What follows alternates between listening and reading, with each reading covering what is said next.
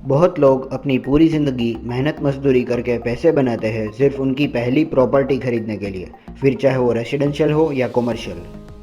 पर कई बार ये प्रॉपर्टी खरीदने में लोग धोखा खा जाते हैं, जिसकी वजह से उनको बाद में पछताना पड़ता है और उनकी पूरी ज़िंदगी की मेहनत बेकार हो जाती है। तो इसीलिए आज मैं आपको बताने जा रहा हूँ कि कोई भी प्रॉपर्टी खरीदने से पहले हमें किन दस्तावेज़ों यानी कि कौन से डॉक्यूमेंट्स का ध्यान रखना चाहिए।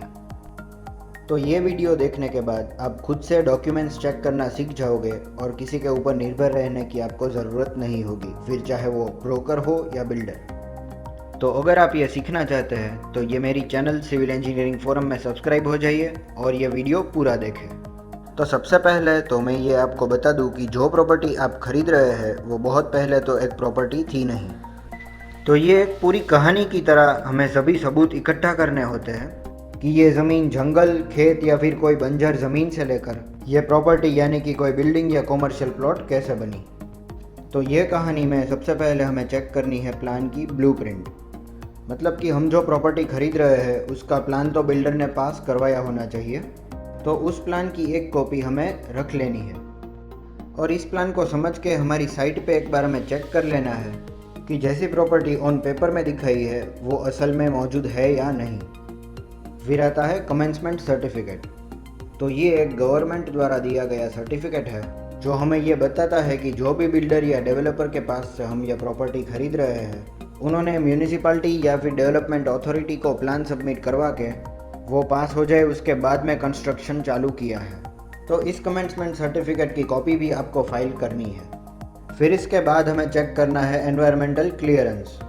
मतलब ये प्रॉपर्टी जिस ज़मीन पे है वो प्रॉपर क्लियरेंस लेकर बना रहे हैं और एक एग्रीकल्चर या फिर बंजर ज़मीन या फिर जंगल की ज़मीन पर यह कंस्ट्रक्शन नहीं कर रहे हैं। और ये बिल्डर या डेवलपर जिस राज्य में कंस्ट्रक्शन कर रहे हैं उनके पॉल्यूशन कंट्रोल बोर्ड का अप्रूवल भी होना चाहिए कि वो उस ज़मीन पे कंस्ट्रक्शन करने की परमिशन दे रहे हैं।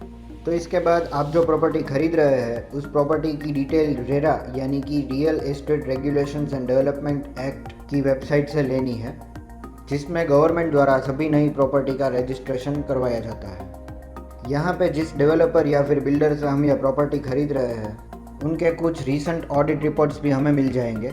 इससे उस बिल्डर की हम मार्केट क्रेडिट भी जान सकेंगे और भरोसा कर पाएंगे।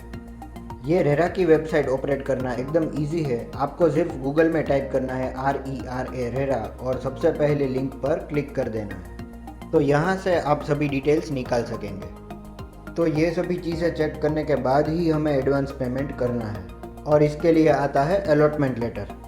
तो ये अलॉटमेंट लेटर बताता है कि 5%, 10%, 20%, 30% जितना भी हो एडवांस में आपने पैसे दे दिए हैं और इसके बेस पे आपको बैंक में से लोन भी मिल सकती है, जहाँ पे आपको इसकी एक कॉपी देनी रहती है।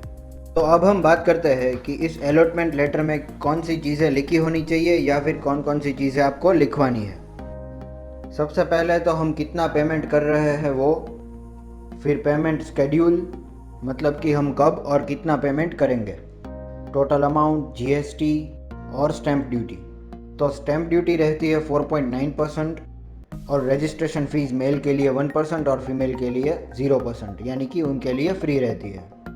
फिर इस लेटर में आपको पोजीशन कब मिलेगा वो भी लिखवाना है, कौन से फ्लोर या फिर कौन से लोकेशन पे आपकी ये प्रॉपर्टी है वो भी इसमें लिखा होना चाहिए और फिर मेंटेनेंस की सभी डिटेल्स इसमें लिखी होनी चाहिए। तो ये हो गई मिनिमम रिक्वायरमेंट्स एक अलॉटमेंट लेटर की, और जितनी ज़्यादा डिटेल्स इसमें आप डालोगे बाद में आपको उतनी ही कम परेशानी उठानी पड़ेगी। फिर आता है पोजेशन लेटर। मतलब कि फाइनली ये प्रॉपर्टी बन जाने के बाद आपको इसकी चाबी कब मिलेगी, इसकी डिटेल्स पोजेशन लेटर में लिखी होती है। लोन लेने के लिए ओरिजिनल पोजेशन लेटर आपको बैंक में देना होता है। तो ये एक बहुत ही इम्पोर्टेंट डॉक्यूमेंट है जो आपको डेवलपर के पास से कलेक्ट कर लेना है।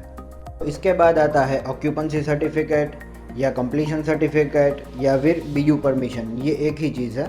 तो एक बार जब कंस्ट्रक्शन ख़त्म हो जाता है तब म्यूनिसिपल कॉरपोरेशन या फिर डेवलपमेंट अथॉरिटी इसका फिर से एक बार इंस्पेक्शन करती है, जहाँ पे वो देखते हैं कि जो प्लान बिल्डर ने पास करवाया है वैसा ही साइट पे कंस्ट्रक्शन किया गया है। तो ये चेक करने के बाद BU परमिशन या फिर कंप्लीशन सर्टिफिकेट बिल्डर को मिलता है, जिसकी कॉपी आपके पास भी एक होनी चाहिए।